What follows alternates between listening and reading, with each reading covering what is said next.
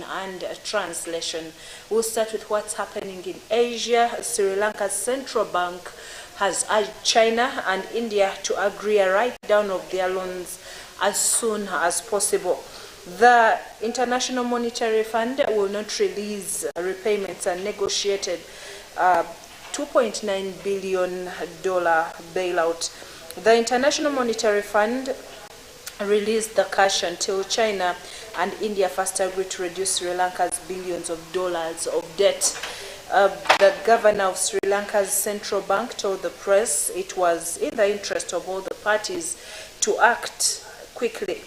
P. Nandala Weerasinghe said the sooner they give them financial assurances, it would be better for both sides as creditor and as debtor. He said that they don't want to be in this kind of situation and not meet the obligations for too long. That is investor confidence in Sri Lanka. Though inflation in the country has eased slightly since last year, food prices in Sri Lanka last month were still at 65% higher than a year earlier. The World Bank and the World Food Programme estimates that 8 million Sri Lankans, more than a third of the population, are food insecure, with hunger especially concentrated in rural areas. In the United States, normal air traffic operations are slowly resuming in the U.S. after flights were halted yesterday, according to the Federal Aviation Administration.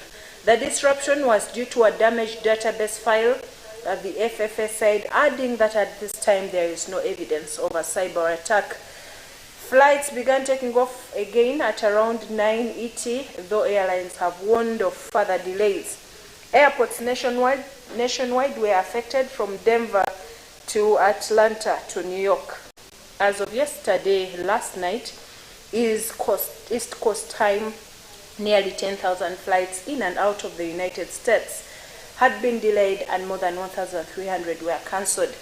The technical issues mark the first time in nearly 2 decades that flights across the U.S.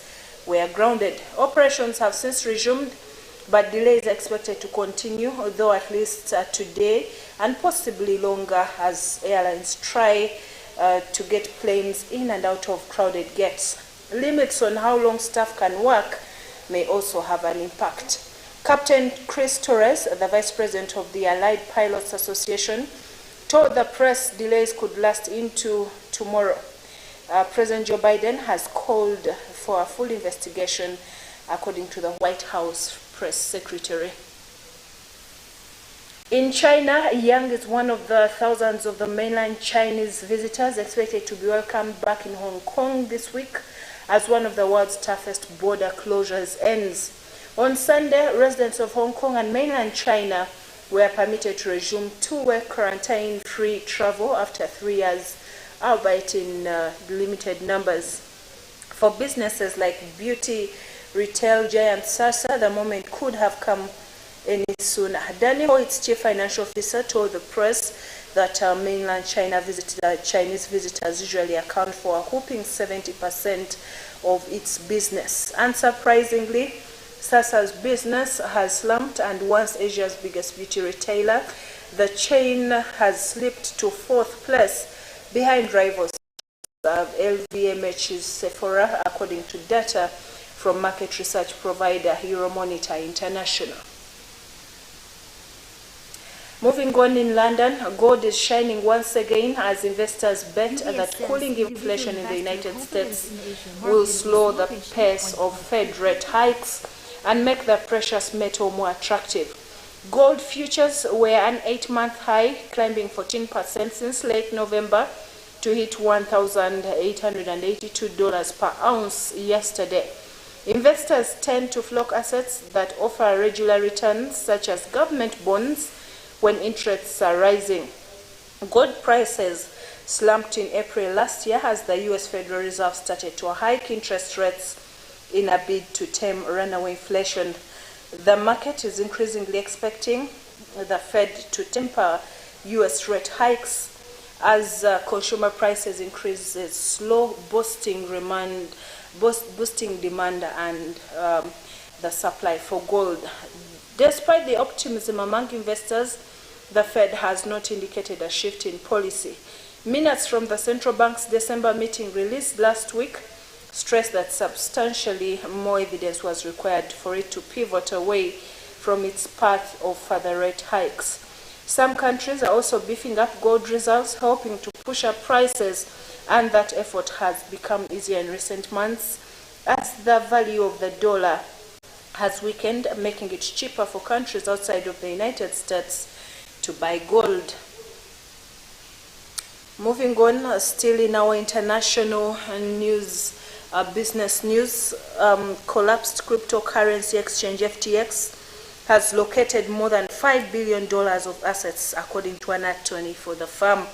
However, a U.S. bankruptcy court was told yesterday that the extent of losses to customers is still unknown. Prosecutors have accused FTX's former chief executive Sam Bankman-Fried of orchestrating an epic fraud that may have cost investors, customers, and lenders billions of dollars. Mr. Bankman-Fried has pleaded not guilty to the charges that he cheated investors.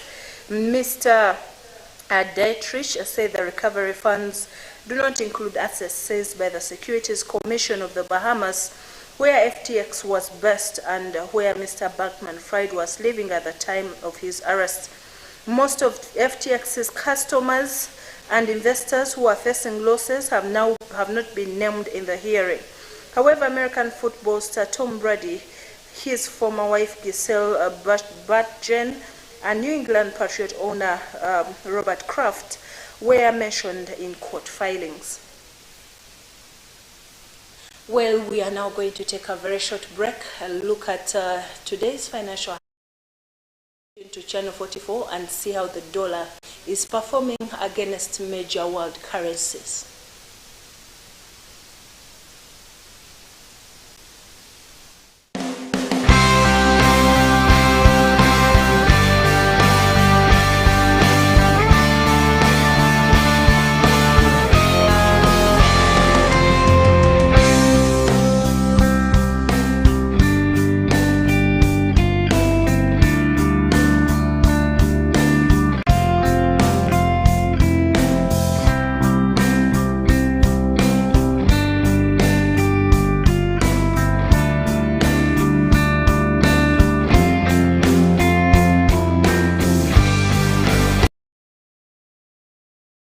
For keeping it Channel 44, we will now continue in our international business news update.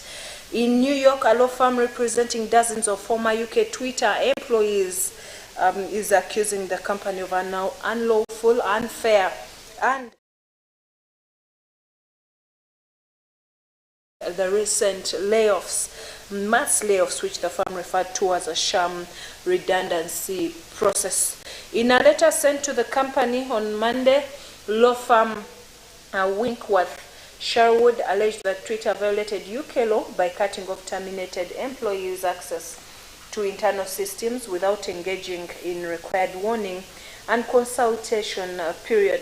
The letter also said Twitter has failed to provide information about the selection criteria used to determine layoffs. The letter says that 43 affected UK employees are prepared to take the issue to an employment tribunal, a UK system for employees to bring legal disputes against their employers if the company does not agree to cooperate with negotiations over the layoff process. The warning marks the latest challenge to Twitter from former employees affected by mass layoffs that took place after Elon Musk acquired the company in October.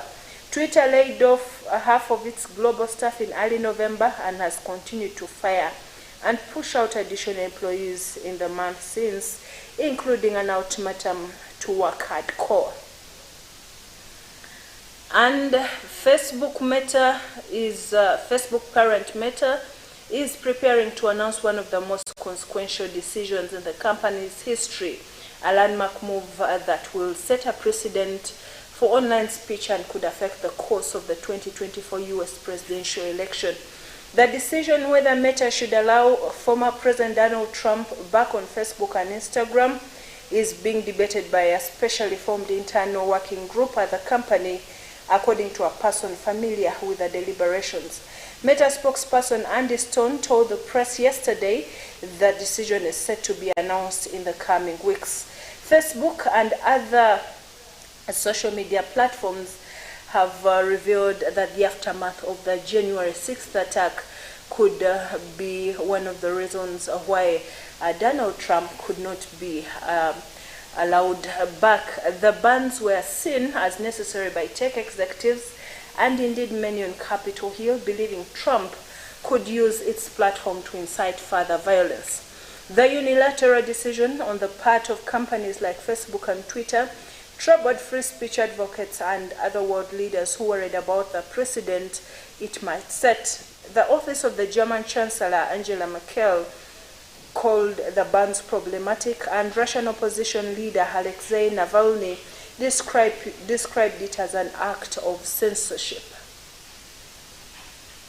And workers at Apple's first unionized retail store began collectively bargaining with management yesterday in a milestone moment not only for the iPhone company but for all of big tech. Apple store workers in Tulsa, Maryland, who made history in June by voting to form the first union at one of the tech giants' U.S. stores, started contract negotiations with Apple management yesterday morning. The worker group, based out of a mall near Baltimore, is organized with the International Association of Machinists and Aerospace Workers Union. Risa Leibowitz, a professor of labor and employment law at the Cornell University School of Industrial and Labor Relations, say there is a lot at stake for Apple employees at this and other stores as the negotiations commence. And we'll now take a very short break and look at today's fuel prices here in Kampala and the neighboring suburbs. See how different petrol stations are selling their petrol and diesel, especially if you are a motorist or in need of diesel and petrol. See, we bring you much of the fuel prices. Stay tuned to Channel 44.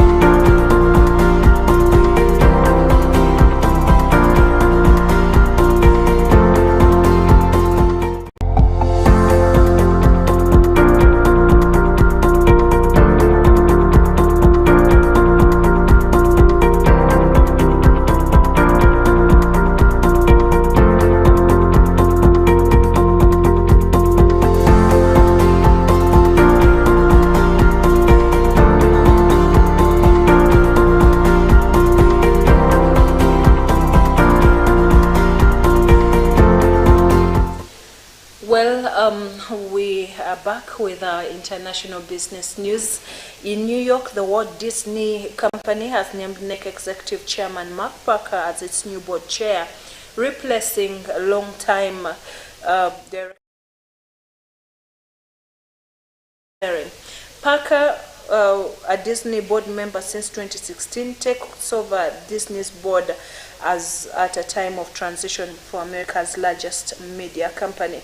Bob Iger recently returned as CEO after a brief hiatus. Mark Parker's vision, incredible depth of experience, and wise counsel have been invaluable to Disney, and he says he looks forward to continuing working with him in his role, along with other directors as they chart the future course of the Disney company. In 2019, Parker stepped down as Nike's CEO after 13 years at the helm. Disney has said among Parker's qualification as board chair is that he navigated a successful CEO transition at Nike. Disney announced yesterday the formation of a succession committee to replace Iger, who said in November he would return as chief executive for only a 2-year stint. It is the top priority and the boards to identify and prepare a successful CEO successor, and that process has already begun, according to Parker in a statement yesterday. Iger's return shocked the media industry, and Disney ousted Bob Chapek, who replaced Iger in 2020 as CEO. Well, that brings us to the end of today's business news segment. Due to unavoidable circumstances, we've not been able to bring you what's happening at the farmers market today. But tomorrow, be sure to catch our reporter Isa Chigongo as he brings you the latest developments at the farmers market here in Rubaga. You can pass by. There is a cafe that sells very fresh fruits and beverages and drinks of your choice. Pass by for fresh snacks and desserts. And also at the farmers market, there are fresh produce, fresh from the farm to you. Pass by and pick yourself fresh watermelons, fresh fruits, fresh vegetables, fresh meat at the butcher, and also at the supermarket. Pass by for grocery shopping. You'll not be disappointed as you make your way to the Miracle Center Cathedral for the revival service. Tonight there is going to be a great ministration from our pastor Robert Kayanja as he ministers greatly on the altar and interpreting dreams of different people. God bless you and enjoy Channel 44. The pastors now, the Big Tunes program is up next with DJ Nick D and DJ Kush here on Channel 44. Do not touch your dial.